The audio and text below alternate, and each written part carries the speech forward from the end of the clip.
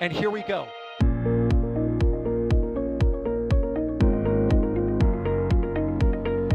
There's the W. Here's ignition. Roger, roll with Atlantic. Doubling up. Did it just do a Kerbal? Back to the moon and beyond. Put that in the big bag, Gino. Back at home, we all have a lot of work to do, but from here, it sure looks like a perfect flow. Propulsion continues to be normal. We did have an observation. Equalize. 343 unfolds to go. It's orange.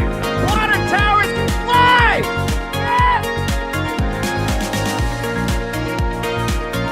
Bingo! Right in the center. Where's Jacqueline? There it is! That was surreal. That's not what we want to see. No! Oh my god. Yikes. You bet. Sure. We don't need any more of these.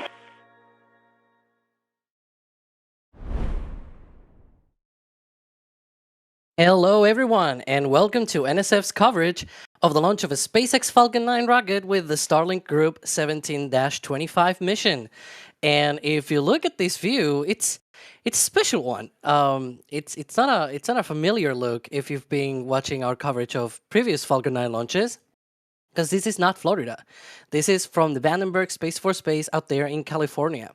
So if you're a local, good, very early morning, because this is at 1:04:19 a.m. Pacific time. So it's a very, very early morning out there, and you're probably gonna need some coffee for this.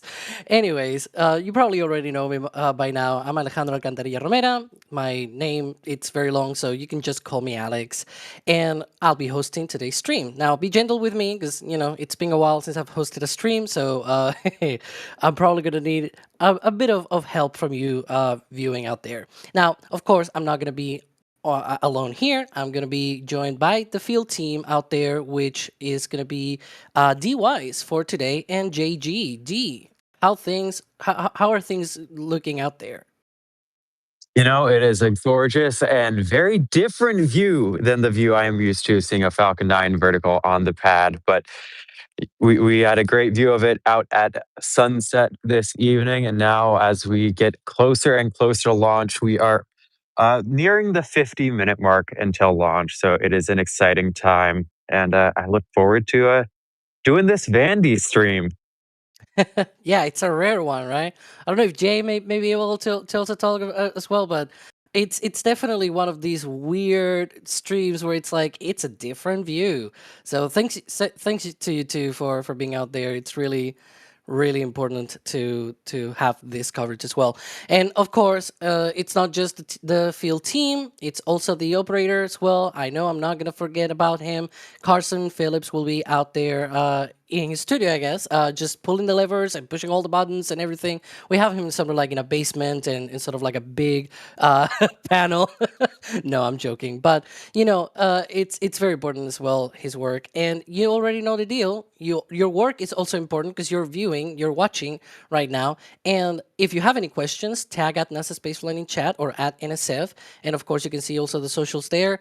If you want to keep up with all of these updates and when these launches happen, you can follow all the socials, also Next Space Flight as well, a bit of a plug there.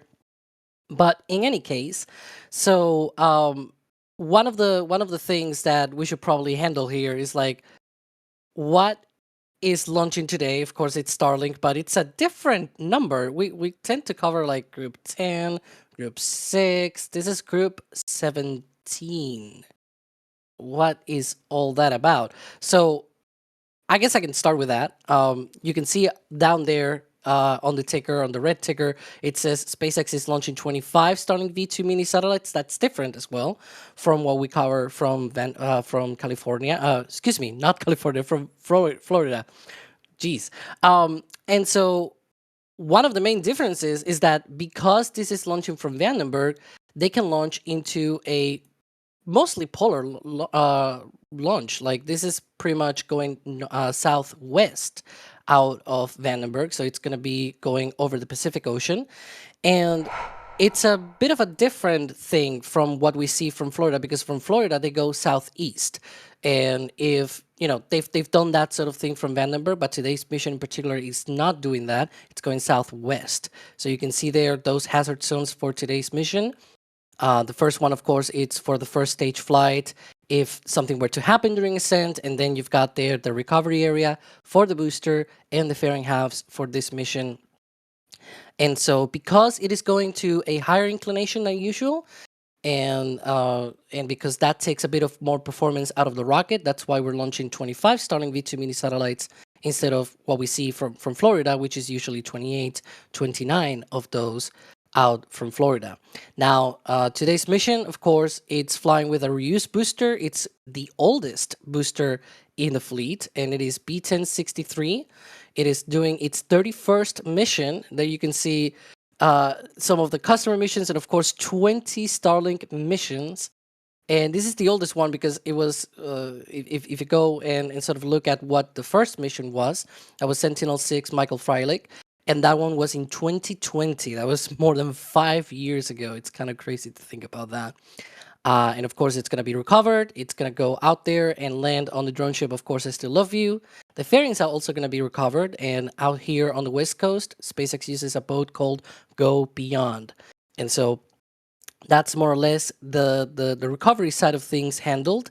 And yeah, it's quite a really used booster. Let's put it that way. Now, one of the things that a lot of people are probably asking, it's like, okay, what's the weather out there? Because I see clear skies in this view, but I have no idea. I'm not there. So that's why I'm asking you. The weather today has actually been spectacular. It has been totally clear, maybe a light breeze. And now that it is 12:16 p.m. here, so it's a bit after midnight, and it is quite cold. It's in the low 40s. But as far as the observational sort of concerns that we'd be used to seeing, like the wind, the cumulus clouds, those sorts of things, there's nothing to see as an issue. It is wonderful, wonderful weather to launch a rocket in.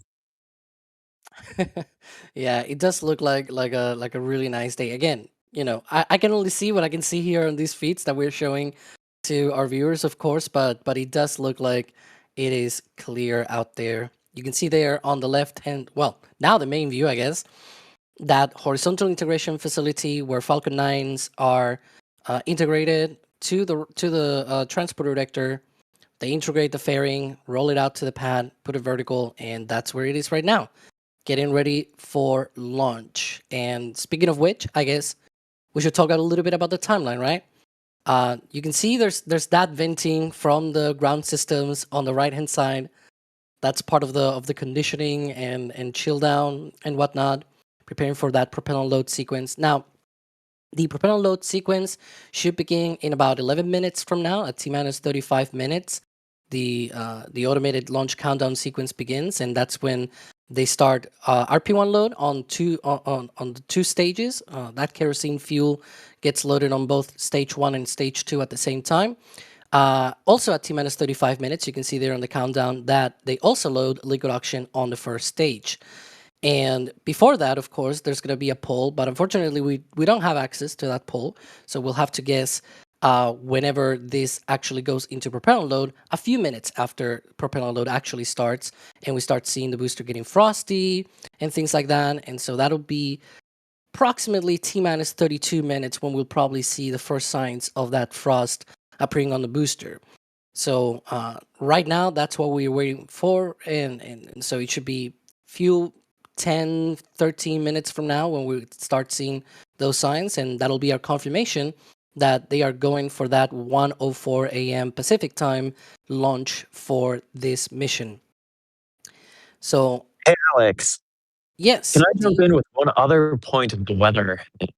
We didn't address, but I even got some mentions about it on Twitter. The fog, and there is done. I want to point that out, as that is so regularly a statement here. But this is a fog. I knew you were going to say that. Night here today. Yeah, it's a very rare night today at the West Coast, considering that there's no fog at all. We can actually see the rocket. That's impressive. Yeah, and I also want to point out like just how much of the pad is visible from this totally public perspective. Like you can see so much, and you're actually really close to the launch pad overall. So it is a wonderful view for the people around here. uh, well, you know, uh, I wish there was some kind of visibility forecast or something like that for fog. Because you never know. Sometimes, in the past we've covered. People think like, oh, you don't cover California launches. We used to, and one of the problems that we had was that sometimes one day maybe it was clear, the next it was foggy, right? So it's a bit of rolling a dice, I guess, for this kind of thing. It is rare, Jack. So hang on, because Jack is also in chat. Hi, Jack. Uh, and we used to have so little side note here about the fog. I actually um, had a little bit of a spreadsheet about visibility conditions in past Vandenberg missions and things like that. And yeah, it turned out that yes, half of the launches are clear, but the other half have some kind of fog at some at some level. So either light fog, thick fog, or like some kind of marine layer that sort of blocks the view of the rocket as soon as it lifts off. So yeah, that's why we usually sort of flame here, Vandenberg. So it's a coin toss. It's a coin toss one way or It's the other, and yes, it landed it on is. heads this time around, I guess. Yeah, that's one of the things that because it's sort of like 50-50 between whether you have clear skies and clear everything. Like part of the spreadsheet that was being done, it was like either you have some kind of obstruction by the fog or by the marine layer, and again, like there are some times where there's the marine layer and you can see the pad, you can see the rocket getting frosty and everything, and it's happened before, and we've covered this a couple of times in the past, where the rocket just disappears. As soon as it lifts off, you can see it for like 10-15 seconds and it just disappears into the cloud. So yeah, that is not great, but hey, we'll take it, right? We'll take it today. It's clear. Let's go. Let's do this. 10 minutes to see frost. So we'll stick a countdown or something to that as well. Anyways, so I guess we already talked about many things about the mission. So it's probably time for me to start grabbing some of your questions and support and whatnot, because obviously without that support we will not be able to do what we do here, especially getting all of these views, being out there and all that stuff. That's rather important if you think about that. So there's a bunch of people that became Padrat members here before the stream. I'm thinking that's probably from the flame trench from yesterday. But yeah, to Kotheron, like these names are sometimes a little bit weird. Stephen Luck, Loic, or something like that. Turagona, Space Fan, and then we have super chats from Lords of Random. Hey D, never gonna give you up, and then Severian Fisher, never gonna let you down. So there you go. You got Rick rolled. I got Just saying. rickrolled in a Yeah. super. Yeah, in two super Okay. chats actually, and from two different people. How about that? Oh wow. Okay. Thank you. They're really funny. They're really funny. No, I'm joking, but yeah, they got you rickrolled just like that. Let's see, Mr. Fluffy, DY's on the best coast. Ooh, where's Sawyer? Well, Sawyer, I think he's probably asleep right now. Hi, Alex. Gracias for the best Starlink stream ever. Well, you're saying that too early. I think there's still 40 more minutes until launch, and then post-launch stuff. Let's wait until that happens. But thank you for your support either way. It's always appreciated. I did send Jack a message earlier that might have included the words West Coast, Best Coast. So that is a Hmm. message that I may have sent. And no one on the East Coast is here to argue or defend that right now. Just saying. Hmm. We'll have to remove some of those comments then. Anyway, RC Horseman gifting 10 red team memberships. That's good for the people that got that, because they can get access to some of the behind the scenes content and also the pictures and whatnot on the YouTube membership program, of course. Then we have more Rickroll. I'm looking here Why? at the Why list. the Rick Yeah. rolls? Y'all can ask questions. Lords are random, never going around. Severin Fisher and the Search You. This wasn't planned at all, he says as well. And then Corey Martino, never gonna make you cry. See, it's just like that. It's just like that. D, I'm really sorry. I'm just reading what we are getting through our support. It's just how it is. I'm just at the Alex. mercy of our viewers. Woo! Hi, Kevin. Hi, Alex. How are you? I'm supposed to be sleeping right now, but Why I you sleep? heard DYs say West Coast, Best Coast, and Yeah, I would I like to know. Whoa. I was saying I we should strike that from the record, like remove it, and like it was never said. I heard it. I definitely heard it. Yeah. I need an think it was. explanation, DYs, because you're being a traitor right now. Am I? Yeah. First, I called an abandoner, then a traitor. I think the only thing I said specifically was that I sent Jack a message that contained the words West Coast, West Coast. So you said that. Yes. You just said it again, actually. Yeah. Yeah. You I'll just let did. Alex have his stream back. And if Alex wasn't just stuck with DUIs for the next 45 minutes, 48 minutes, then I would ask Carson to mute DUIs, because that's blasphemous words that just came out of your mouth.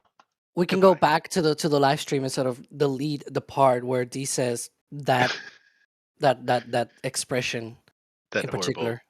Yeah, we can horrible cut word. it So out. I don't have chat at the moment open, but I feel like there has to be a Jack buyer in chat just losing his mind at this right now. He says he's cooking, so he's probably Okay. burning some bacon. Probably, if I were to guess. It sounds like Jack.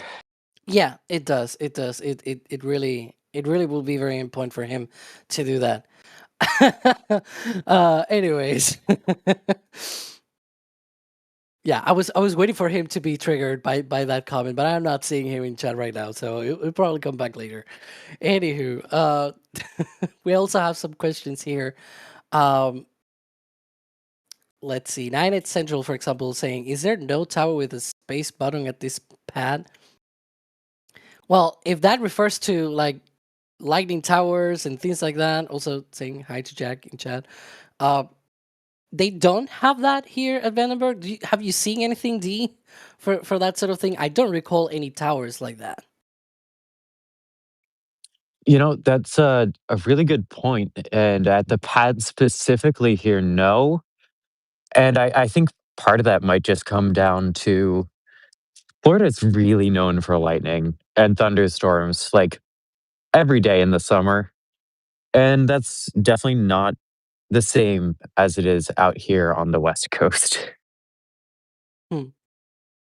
Yeah, it really is quite different in Florida. It's called the capital lightning of the world or something like that, or the lightning capital. The other way around. You know what I mean.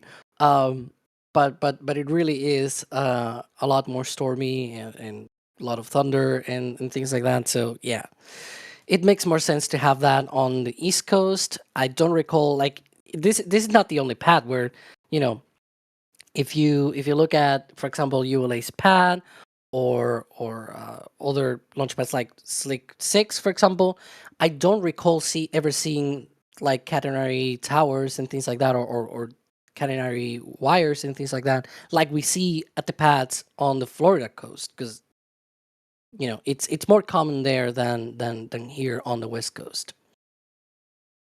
North Space Enthusiast, Hydrogen Blamer. That's a funny name, not gonna lie. Do they always use the same boat for thermal recovery? Well, on the West Coast, they've changed a few times, but generally, yes, it's the Go Beyond. So Go, it's because of the company Guys Offshore. I think that's the pronunciation. And so it's like an acronym sort of thing. It's not like Go as in like actually going, right? But it works very nicely because it's the ship is named Beyond, so it's Go Beyond. So although I guess the ship itself shouldn't go beyond, it should go to where the fairing is, of course, not go beyond. Let's see. And yeah, some people were caught the typo. Thanks to Carson for changing that, because there was a little typo there saying Vandenberg instead of Berg or something like that. Yeah, nobody saw anything. Yeah.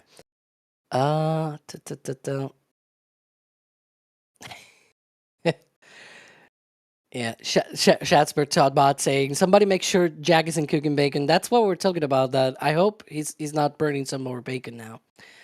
Not really a lightning thread around Vandenberg. That's the case. Yeah, that's the thing with Vandenberg. And ooh, that's a good question. Gabriel asking, why don't we cover more Vandenberg launches? You know, mainly the reason is that unfortunately our field team cannot go all the time to California, right?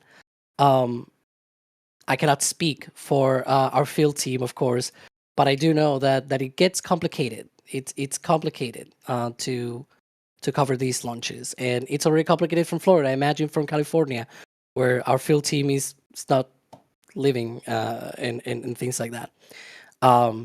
But the advantage of actually having a field team right now in California is that in a few seconds, we should be able to see that frost appearing on Falcon 9. Because if everything is still on track and they are actually underway with that propellant load, then Falcon 9 should get frosty. Now, one thing that I wonder, D, since you are out there, is the difference in humidity. Because in Florida, it's rather easy. It seems like the frost just sticks to the rocket as soon as they start. As soon as it just goes up to the wall of the tank, you just start seeing frost and condensation and things like that. Is it that much more humid or dry out there? Like, what's that comparison?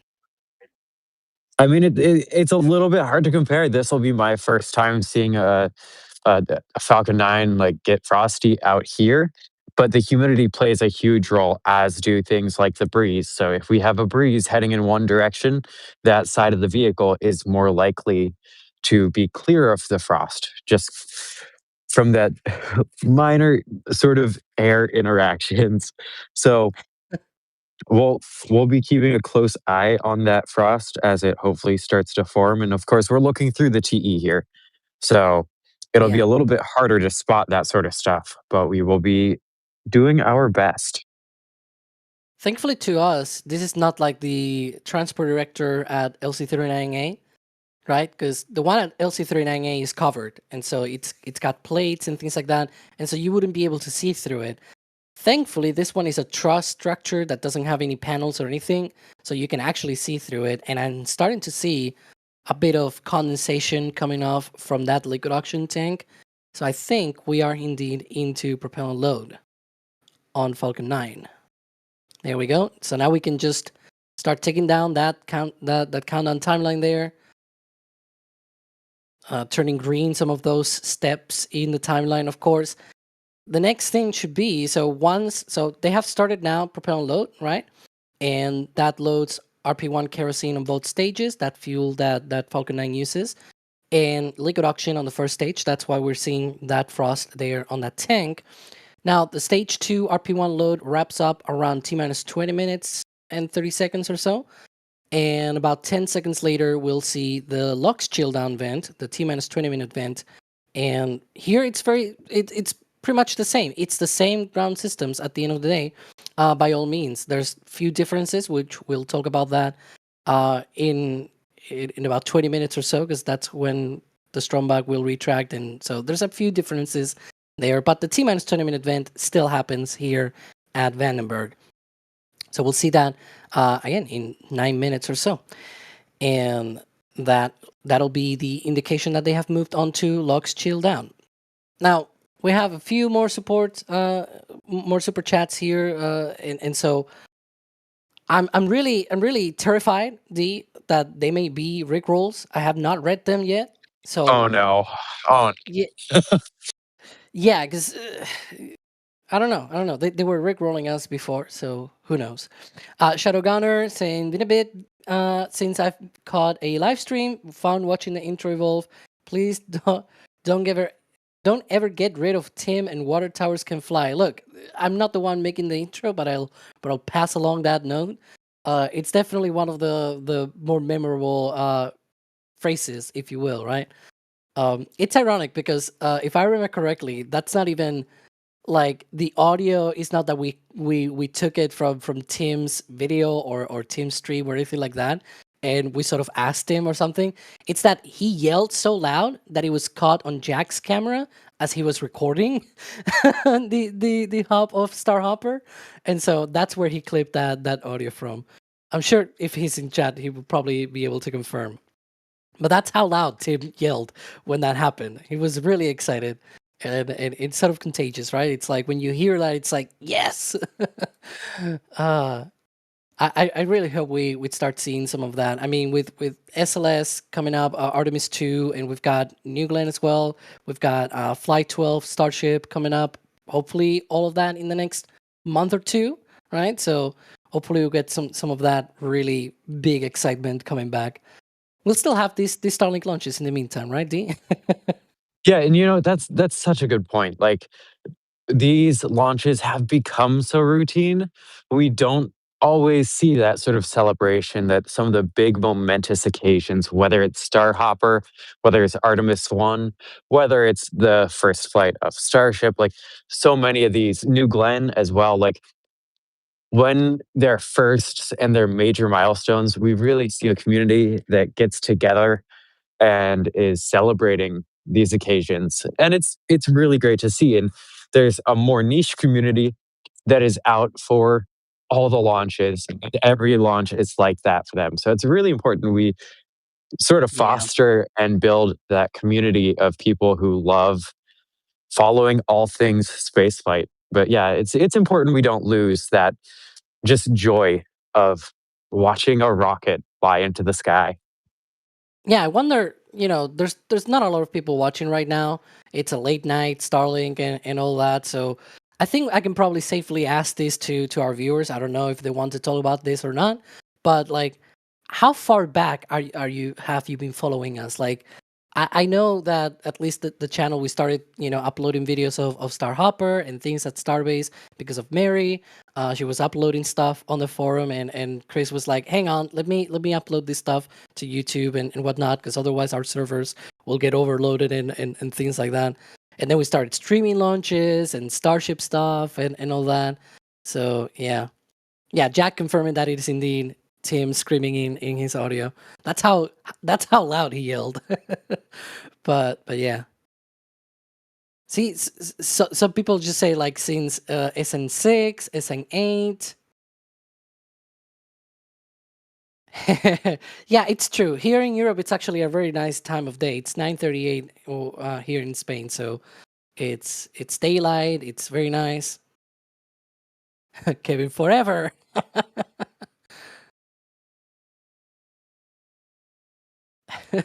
Yeah, I'm seeing a few people say talking about Starhopper.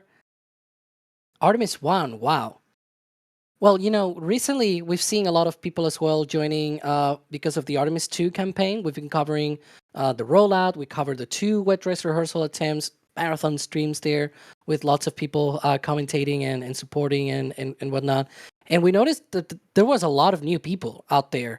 And, the excitement is building up for that mission. It is a very important mission because we're going back to the moon. Like, how cool is that? That's no earlier than March 6th, of course, pending all of the reviews and paperwork, and there's still some work to be done at the pad.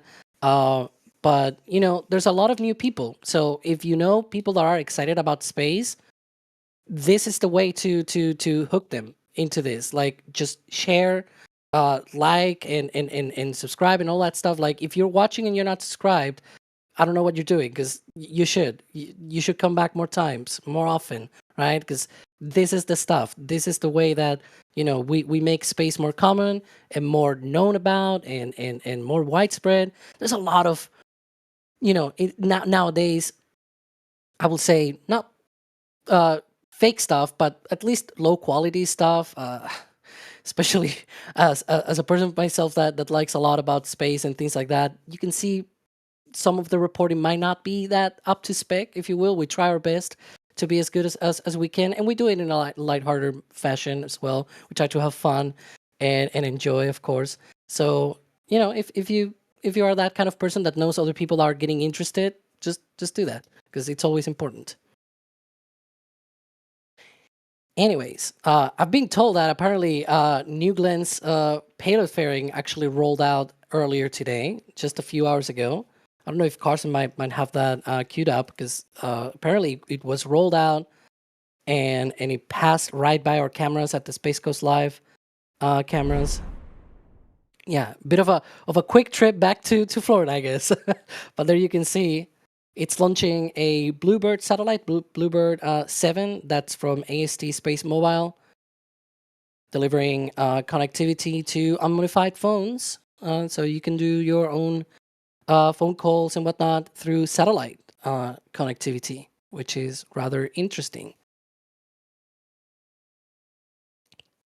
I think that's something really cool. We see it with SpaceX's Starlink direct to cell, and now they're really not the only one trying to offer that sort of uh, communication anywhere on Earth. And I think connecting the world like that is pretty important Yeah, for improving communication, no matter where you are. that is like sometimes. I mean, Starlink today, it's delivering internet. I was actually seeing, so side note here as well, or like anecdote, if you will. Yesterday, I was looking out my window, and in the building in front, there was a couple of guys with a Starlink antenna, and they were installing one of those out there on the roof. And it's like, see, like the stuff that we're covering, and I'm not in a rural area. This is actually a city, but I guess they were probably installing that so that they can have a backup or something like that. Like, in in an emergency, can also serve you very well. And if I'm not mistaken, are we streaming this also through Starlink? I think. Yeah, so we were talking earlier about, like, there are a lot of challenges in bringing these Yeah. streams out to all of you. And so a lot of our LTE connections that we rely on a mix of in order to provide streams, like, a lot of them are failing out here. There's just not a great connection. So my feed, which is the one with the Falcon 9 off center, that one is only being sent via a Starlink Mini. I would love to have the other connections mixed in, but they were not playing nicely tonight. So we were troubleshooting that sort of stuff ahead of the stream. That's why it sort of shifted by a couple minutes, and that start time delayed for us just a tiny bit. We were trying to get a feed properly sending, but we're able to do it with that Starlink connection out here, even though the cell service is mixed results, let us say. Yeah, sometimes depending, I guess it's probably also because of the hills nearby, right? And that might block some of the terrestrial signals and whatnot, right? So that Yep. that makes the case for satellite connectivity much more compelling. But now we're seeing there, haha, there we go. I told long enough to be able to see now that T-minus 20-minute vent here on the West Coast. It's been a while since we've seen that. And so we can see there that logs chill down. Now they're getting ready. So RP1 load has been completed on the second stage. They are getting ready for loading liquid oxygen on the second stage. And that'll be in about 4 minutes from now.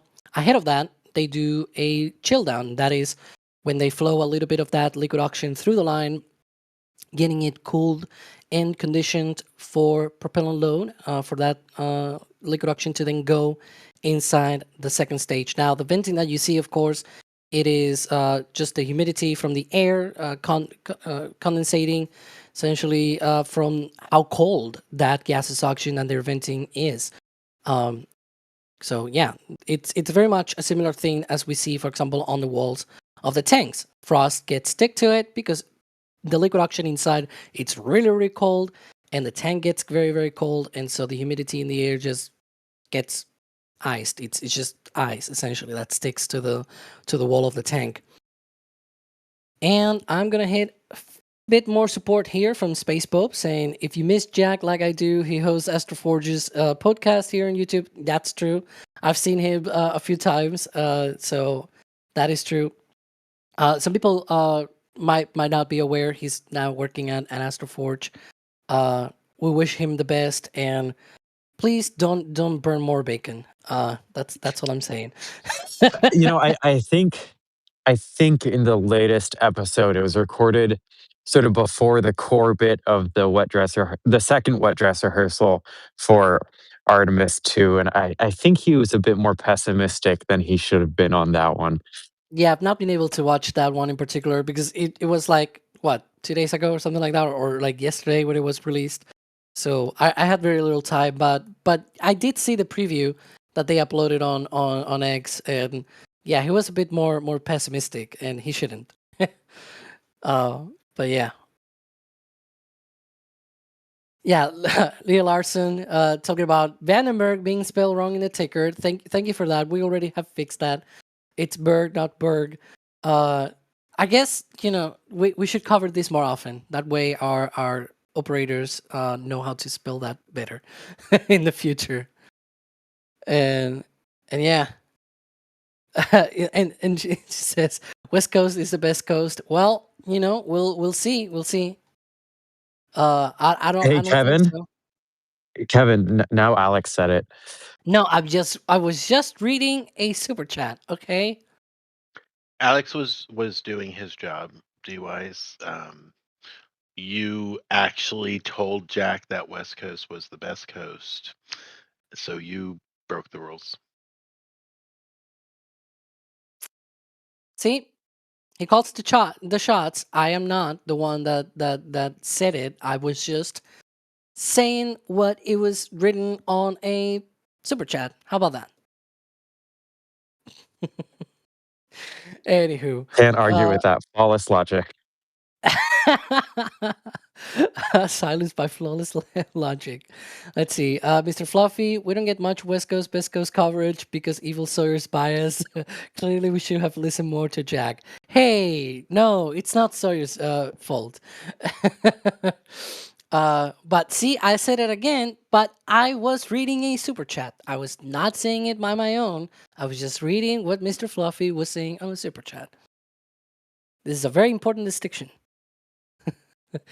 Lords of Random saying, I organized the whole Rickroll thing because I Rickrolled D in Discord the other day and just had to do it again. Thanks everyone who helped with this. Yeah, that was, I guess. Yeah, you got me good with that one. And on my own footage. Like, that was a good one. You never have to do it again. You've gotten me twice now. Yeah. Let's see. I'm gonna hit some questions here because the queue is just too long now. So I'm gonna grab a few of them. One of them is, what's the difference between Slick 4 East here at Vandenberg and Slick 40 at the Old Cape?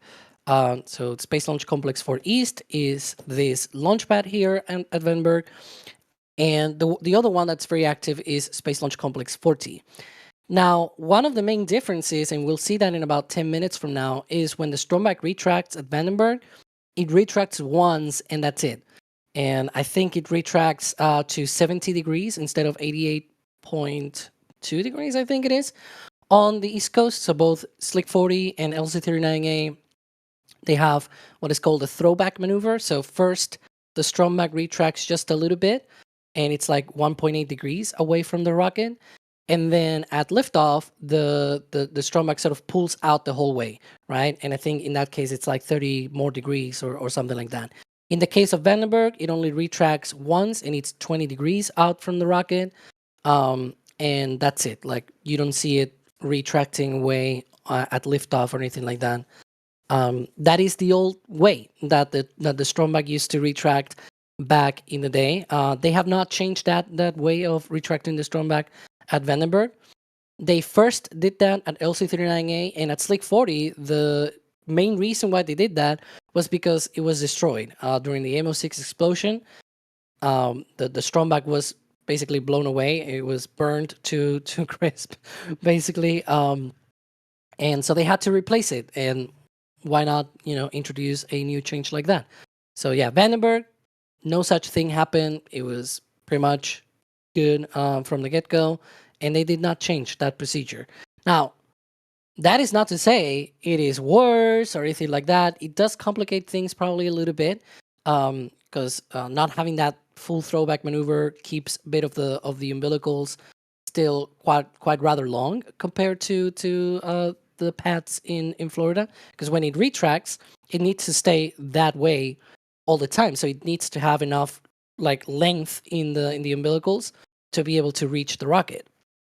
And so that means they are more exposed to the launch environments, mainly the rocket exhaust and the acoustics and whatnot.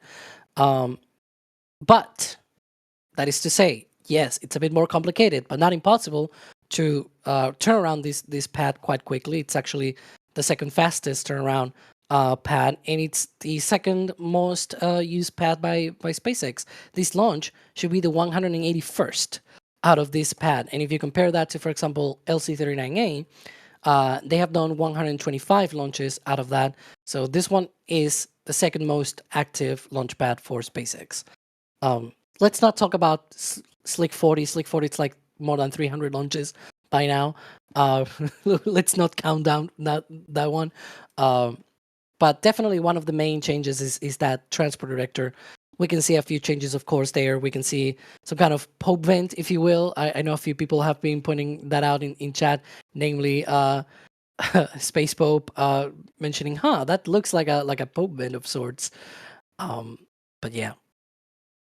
So people are also asking about viewing this launch from there. For example, Tyler J. Mast talking about being in Lombok.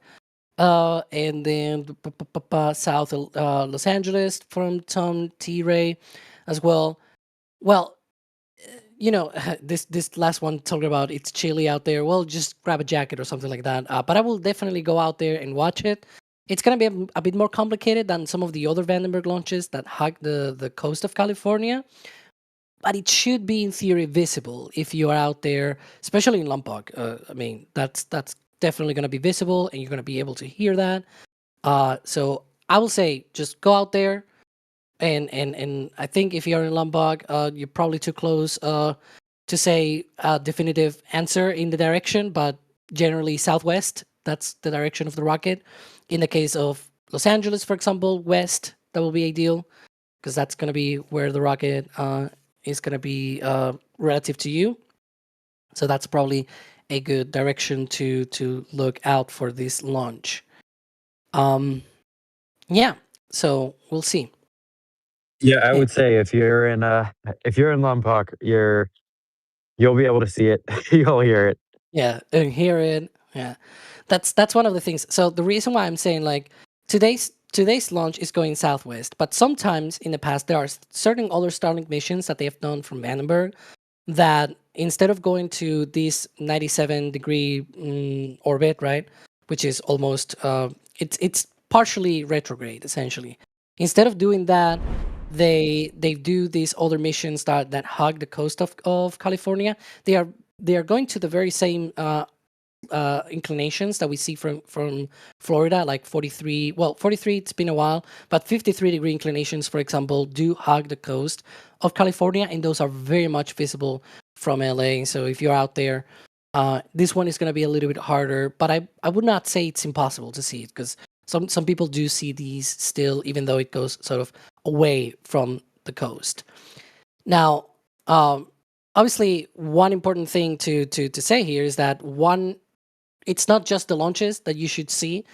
It's just all of the different events and everything. And of course, when you're trying to pin down a launch or an event or anything like that, we always say, "Oh, next space flight," and things like that. But sometimes phones break, and you've got your own calendar and things like that. So why don't you just grab a physical one? It's always nice to have a physical one, right? Like, I always have a physical one at home because of that. Because sometimes, well, your phone might break, or your computer might not work, and things like that. Carson saying the back. You know why Transfer I goes like the down physical calendars? because you can Because see your you can pictures. have glorious, high quality photos of our work from Florida and around the world of all of I the like the Norway launches one. that we bring to you. I like that one too. No bias, right? Definitely not. No bias in that. Yeah, at all. But yeah, it's always important. I have one in my fridge. It's the usual thing of, like, you write down, oh, I have an appointment here, and then you sort of cross it and things like that. I don't know. I like to still have some kind of physical thing that sort of reminds me that I'm living in this date and I have this appointment, and things like that. You never know. And of course, here in this case, you have things like the quotes from the intro, when they were said, and things like that. Like, you have from Apollo 13, for example, not Apollo 13, excuse me, 17. I got the number wrong. Like, you have Apollo 17 with it's orange, and the big bag Gino or something like that. It's one of those things that it's like, you've got all of the quotes from there, and at least you can have a little bit of fun reminiscing some of those quotes. I don't know if we've got the new ones from the new intro with Ryan saying, "Where's Jacqueline?" But that would be fun as well. Anyways. Yeah, well, not inside the fridge, okay, Kevin? I'm seeing the comments. I have it in the door of the fridge. It's like a magnet thing that I have. Anyways, yeah, I'm seeing some of the other comments as well. And we've got a bit more support. D, before you go, there's one from Space Pope saying D Wise is forgiven. So you're getting forgiven. Thank you, Space Pope. And then Kiwi Nibbles saying, can we confirm it is indeed the fairing? I'm not sure what this means. Maybe you can say what that means in the in chat. But yeah, there's a fairing there. That's for sure. There's no Crew Dragon flights at any point planned for Vandenberg. Definitely no sort of crew access arm or tower or anything like that. I think at one point, one of the I think it was 98 Central who asked about the tower. I think that was what they were referring to. I still went with the lightning tower thing, but it's also very early for me. I woke up rather soon before this stream, so you gotta forgive me about that. But anyways, D should probably be about the time that I should let you go, right, and focus on tracking this rocket and handling the cameras. Yeah, it is just about that time. But Alex, seriously, you have held down this stream commentary wise. Thank you so much for that. As I've been No, not commentary wise. managing I'm Alejandro. hosting You are D wise. wise. Oh my gosh. All right. Well, it has been an Okay. absolute pleasure so far. I am really looking forward to this launch now in a bit over 5 minutes. So I will be focused on that, and I will rejoin you here on the other side. Okay, yeah, and give JG also like a pat in the back or something like that from me. Anyways, good luck tracking the rocket, and of course we Pat are on the about back, literally given. I can already imagine that. We are 5 minutes Thanks, away. Alex. Hi, Jay. Anyway, so 5 minutes to go for the launch of Starlink 17-25. You can see we have a lot of fun here with these launches, and we should be there. We go. We have there some views from SpaceX of the rocket on the pad. And right now, they should be getting ready for that Strongback retract. They pressurize the tanks, sort of like a Coke can sort of thing, where it's like if it's not pressurized, you can sort of crush it very easily. But if you have it pressurized and basically unopened, then you can step on it. You can probably stand on the can, and you're basically not gonna break it that easily. There we go. Strongback retract. The top clamps will open and the Strongback will retract. Again, here at Vandenberg, it is just one retraction. It goes about 20 degrees away from the rocket. And that's it for the Strongback. In about 1 minute, we should hear the call out that liquid oxygen load is complete on the first stage. As you probably know, they started loading RP1 on both stages at T-minus 35 minutes. On the second stage, that procedure was wrapped up about T-minus 20 minutes. And on the first stage, that should have been completed about 3 minutes ago, roughly T-minus 6.5 minutes to launch. So now it's the time for the liquid oxygen, those other two tanks on the rocket. Of course, in space, there is no oxygen, so you have to bring your own. And so that's what they're doing here, loading liquid oxygen on both stages. And so that should be wrapping up in about 20 to 30 seconds from now.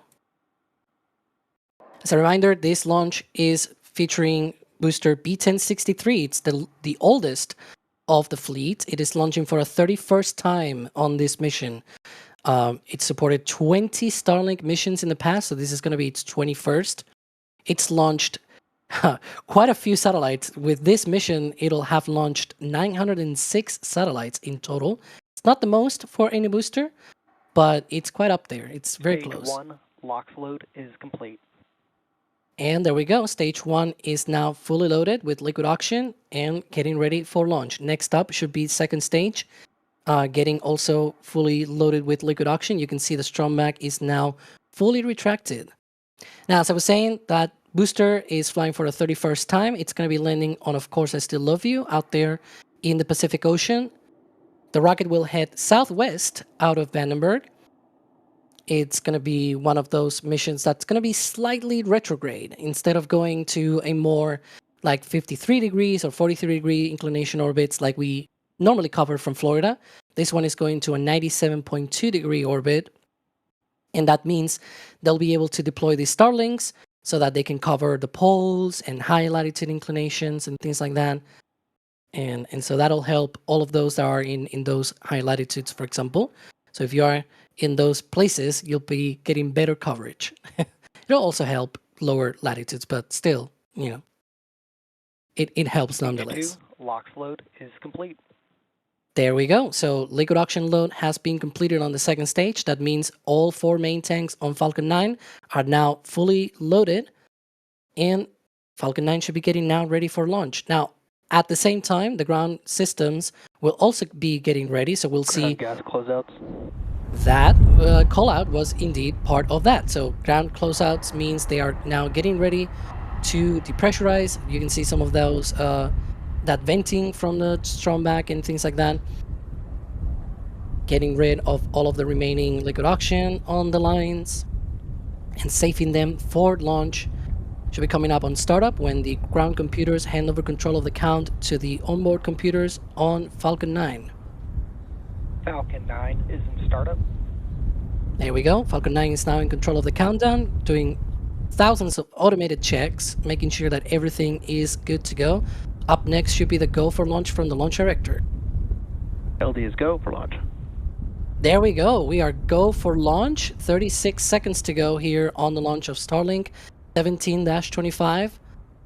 25 more Starlink satellites going into low Earth orbit. Then by 25 more seconds for ignition and liftoff. As you probably already know, it's going to take a little bit for the sound to reach our microphones. So it's going to be liftoff, and then a few more seconds you'll hear the rumble of that rocket.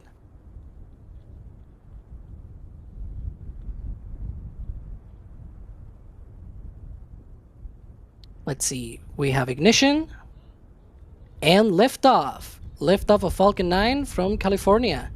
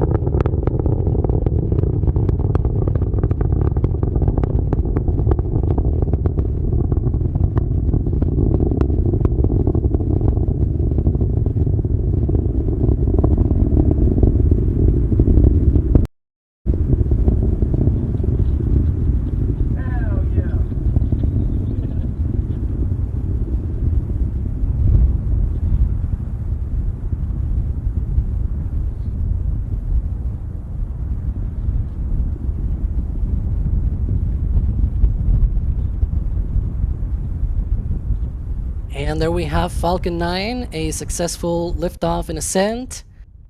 Wow. That's always so cool to see. And as you can see, it sort of drifted to the right from our view. Of course, that is to the southwest. It's a rare thing to see and track, I imagine. But you can see now T plus 2 minutes into flight. Falcon 9 should be getting ready now for MECO, main engine cutoff. That's when the 9 Merlin engines on the first stage shut down. And we see then stage separation and MVAC ignition on the second stage. Wow. Getting now that plume blue. Of course, no VAB squeal. There's no VAB here. This is California, not Florida. And there we go. Main engine cut off. Stand by. See if we can see the MVAC ignition. Ah, there we go. That is MVAC ignition. Much more smaller light, because of course it's 1 engine versus 9. We can see a bit of that plume impingement on the first stage. And now this is the same, but from the onboard cameras. Now, at the same time, we're also going to see in a few seconds the fairings separate. Those fairing halves, of course, are also reused. And, you know, I'm not too sure about how many times, because I have not been able to check. Unfortunately, it's rather complicated these days to see that. But we have indeed confirmation now that fairings have separated. So those are going to be parachuting down to the Pacific Ocean and be recovered by the SpaceX West Coast fairing recovery vessel, Go Beyond.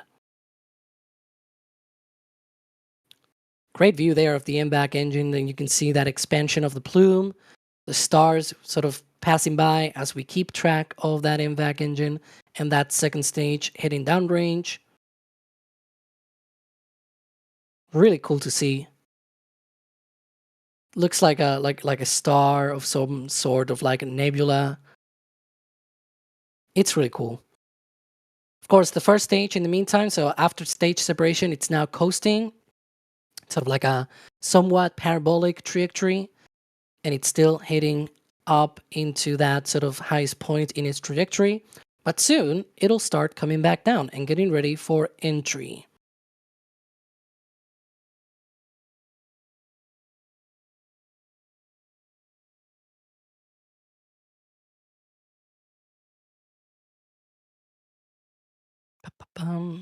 Yeah, it's really really cool to see, like, the ground view.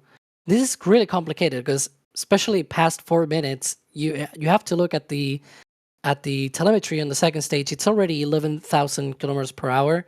It's 138 kilometers up in the atmosphere, or rather in space. It's partially the atmosphere, but you know what I mean. So it's rather complicated to track this because it's not only going fast, but it's also going away from you. So it's not easy. We should probably do these more often. I'm starting to see people saying that we should do more often these Vandenberg launches. It's not easy.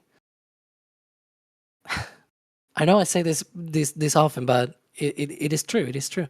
We were talking before about, you know, the struggles of the signal out there. Partially, some of these views, not the SpaceX ones, of course, the ground views. Some of those are through Starlink, for example, because of that. But, you know, they're helping us with this launch because they're getting 25 more Starlinks into orbit. In the meantime, that first stage is now getting ready for the entry burn. You can see some of that venting there. They're getting ready for the ignition of 3 of the Merlin engines on the first stage for that entry burn. So it glows a little bit as it hits the atmosphere, that engine chill. And so we should have entry burn. First, it'll be the center engine, and then 2 of the outer engines will ignite. Ooh, we can see that from the ground as well. Look at that. That's so cool. And let's see. We're going to see all the way to shutdown, probably. There it is. Entry burn shutdown. Of course, the SpaceX view has a bit of a delay, not only because it's running a bit behind and everything, but also because, well, it's out there in the middle of nowhere, so to speak, and so it takes a little bit for the video to come back. But that was really incredible to be able to track also the re-entry burn from the ground out there. Yeah, it was apparently D-Wise, the one who tracked that entry burn. So thanks, D, for doing that. Now the waffles there, the grid fins getting toasty as the booster re-enters. So right after, excuse me, right after the entry burn happens, right, it slows down, but it hasn't slowed down enough. So now it's all atmospheric drag, essentially, the one that's doing the help. And so they use that atmospheric drag to be able to slow down. They also help themselves with the shape of the rocket and the grid fins, and they tilt a bit the rocket to use its own body to sort of create lift and steer themselves closer to the drone ship. That means they don't have to spend a lot of propellant later to sort of steer themselves to the drone ship. It saves a lot of mass by doing that. Should be coming up on that landing burn. Center engine will ignite, and then we'll start getting close to the drone ship. There we go. Landing burn here on booster B1063, attempting its 31st landing. Should be coming up now on that barge. There we go. Of course, I still love you now in view. Landing legs have deployed, and let's see how that landing goes. And touchdown, almost near the center. Wow, that's really cool. So I guess I can do the palm that it read the instructions and it did not have a shortfall of gravitas because it landed. And of course, I still love you. but yeah, this booster, a veteran one, just did its 31st landing. How cool is that? That this is just commonplace now. I still remember back in the day when you know, 3 or 4 launches, it was like, wow, that's crazy, right? Now it's like 31 launches. And we have MVAC shutdown there. If I'm looking right at those speed numbers and the altitude, I think that should be all correct. Nominal orbital insertion. There we go. Okay, so the second stage is now in its preliminary orbit, and it'll be doing another burn in about 50 minutes or so to circularize that orbit. But of course, we already have the replays because, you know, why wait? We shouldn't wait. Does it have audio? I think so.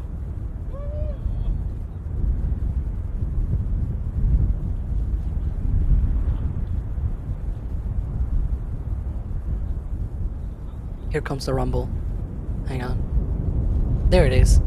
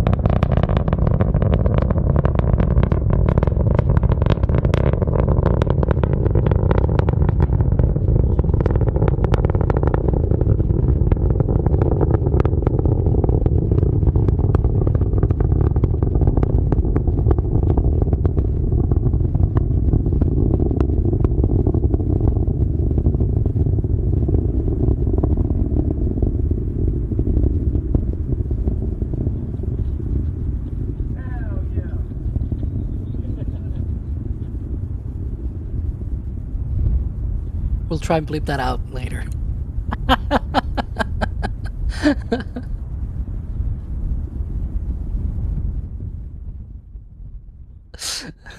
I should note that wasn't just like from the crowd. That was like from the direction of the base. We heard that. Well, hey, they are excited, okay? So, there you go.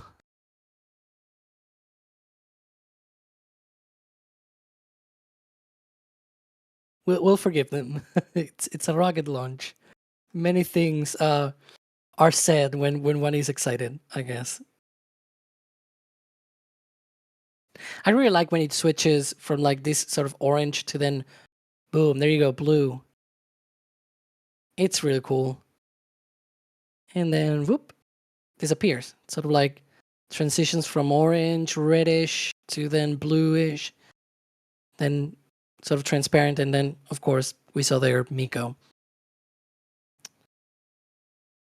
But yeah, you know, I was saying about, you know, how back in the day it used to be quite crazy that, you know, just a few flights, it was already wow, third flight, fourth flight, and things like that.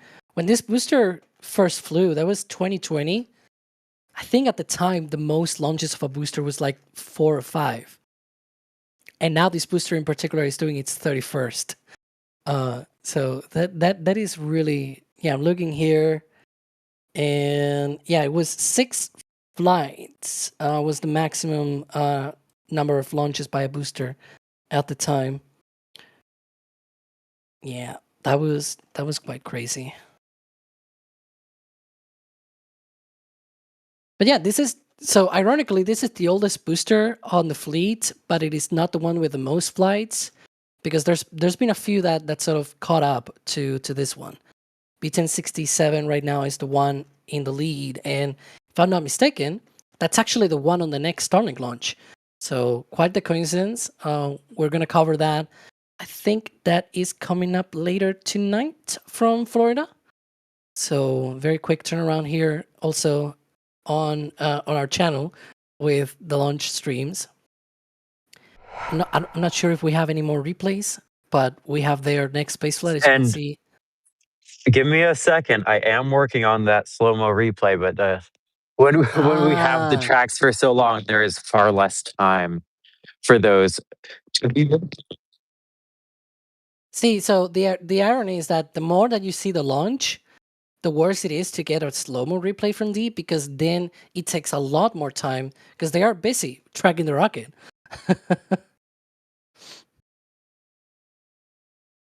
All right. Well, in that case, while we are waiting, again, as I was saying, the next launch will feature B1067 on its 33rd launch. It is currently the flight leader of the fleet. There you can see that that booster there, 75-day turnaround. Starlink Group 6-104 mission. It's getting complicated because it's like it's already in the 3-digit realm, so it's getting complicated. But anyways, you know, there's questions still to go through. There's support as well. So while we're waiting for the slow-mo, we can probably hit that, right? So let's do that. Biteford with $25 super chat. Thanking D for covering, also me and KMR. Well, KMR was not covering. He was more like complaining that D said that West Coast, Best Coast. That was all. Yeah, KMR just joined to complain about what I said. So Yeah, he's no, all no thanks already, needed so for he's KMR. yeah. KMR is all already, so he's like grumpy and like complaining all the time. But I do agree with him that we should probably remove D from future commentary if D keeps saying that no West Coast and all that stuff. That no, we shouldn't allow that. We'll bleep that out. Space Pope is go. Let's this launch. Thanks, Space Pope, for blessing the launch. It went well. Now, there's still another burn. I know. There's still another burn on the second stage. There's still the separation of the satellites. And we know that in recent times, sometimes that hasn't gone that well, right? Especially recently with the Diori burn of a second stage, also for Vandenberg. But hey, look, the hardest part, at least, it's now out of the way. And of course, Deem Real Hard gift team 5 red team memberships. So thanks to that, and congratulations to whoever got that. Mr. Fluffy saying, "See, Falcon launches out of Vandenberg are just better." Hey, look, it's what we got today. We got heads here. We got clean skies, no fog or anything like that. Who knows? Maybe another day we'll have been foggy. Just saying. Oh, Jack is in chat. Oh.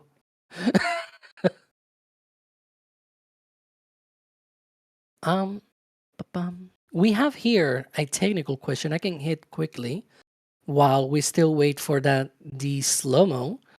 How many tons of fuel does Falcon 9 use? So there's not a quick or like specific number, but in terms of total propellant, it's about 450 metric tons of propellant that it uses. It's sort of around that number. It's a lot of propellant, that's for sure. I think of that, it's 120, 130 kerosene, and the rest it's liquid oxygen, if I'm not mistaken. I should probably double check that next time that I'm commentating, and I may be able to sort of prepare myself for that one. But off the top of my head, it's about 450 metric tons of propellant. One thing that I will ask, you are the ones that are asking us questions. I'm gonna ask you a question because were you local? Are you a local? Were you able to see it? Because one of the things that we were talking before was whether you are able to see that. Of course, this launch, we're saying if you're in Lombok, you probably are gonna be able to see it. I've seen some people in some other places saying that they were able to see it in LA, but if you are out there, I'm sure you probably were able to see it anyways. I'm in New Zealand. Yeah, it's hard for us to see it. Well, now that I said that, hang on, because if you're from New Zealand, you will not be able to see the launch, or rather, you were not able to see the launch. However, the second stage is re-entering east of New Zealand. So who knows? Maybe you're able to see that. I don't know. Oh, there we go. Screen name saying, I saw it down in Huntington Beach.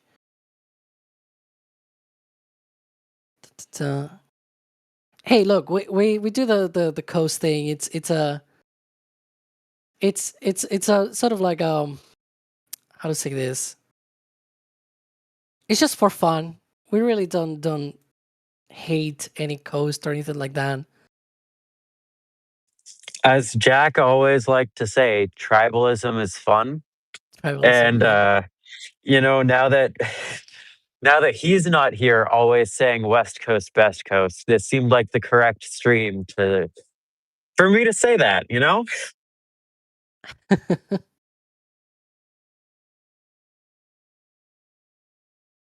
Well, at some point, we're probably going to have West Coast, Best Coast, but it's going to be like, is it West Coast of Florida or East Coast of Florida? Because at some points, we're going to see launches of Starship out of Starbase, and they're going to be overflying both coasts of Florida. and we're probably gonna have to set up some kind of remote view inside or something like that. You were out there, right? Was it for flight 11 or 10 at Key For West? 11. For Yeah, I 11. went to Key West, and it was basically right overhead. It basically felt like, but it was a stunning view, and it is only going to get more interesting a view during flight for Floridians as the other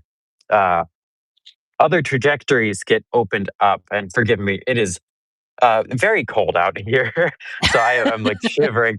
I got that slow-mo replay sent in. That is not all the footage I have for tonight. I have another wide slow-mo shot, which I haven't even taken a look at yet. For that, you'll have to stay tuned to the socials after. I will, of course, be posting that at that point. Yeah, and of course, so I was talking about the visibility and if you were able to see it and whatnot. We always say this, that, you know, if you have any pictures or videos and things like that, tag us in like social media and things like that. We are on X, TikTok, Instagram, Facebook, Blue Sky, all of the different places. Chris usually jokes about MySpace and things like that. But if you hear that, that is the outro already starting to play. So of course we're gonna wrap this up here, and we're gonna play that slow-mo footage from the right as we go into the outro. So D, thanks for that tracking, that slow-mo and everything, and also give another pat in the back for JG as well for tracking as well. Of course, it's been an absolute pleasure. Thanks to everyone for tuning in this very late night or early morning, wherever you are in the world. Thanks for hanging out with us. You can see that card for Jay as well. And of course, thanks to Carson for operating the stream, pulling all the levers and pushing all the buttons and everything. Let's not thank KMR for butting in here and complaining, but I guess I should help him. I should thank him as well for helping me out here. And of course, I've been Alejandro Alcantarilla Romero, the guy with the long name, Seth, Alex, and I'll see you all on the next one. Thanks for watching, and now let's enjoy that slow-mo play out.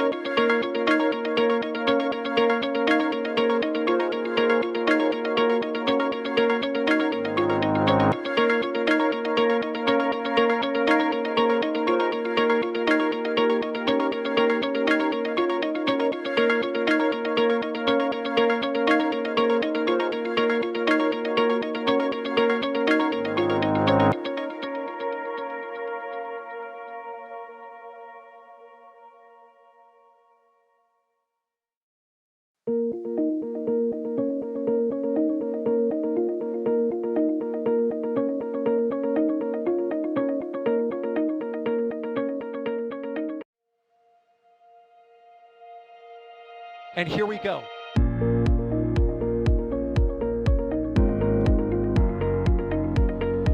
There's the deluge. Here's ignition. Roger roll, Atlantic. Doubling up. Did it just do a Kerbal? Back to the moon and beyond. Put that in the big bag, Jingle. Back at home, we all have a lot of work to do, but from here, that sure looks like a perfect flow. Propulsion continues to be nominal. We did have an observation. Décollage. 343 unfolds to go. It's orange. Water towers can fly!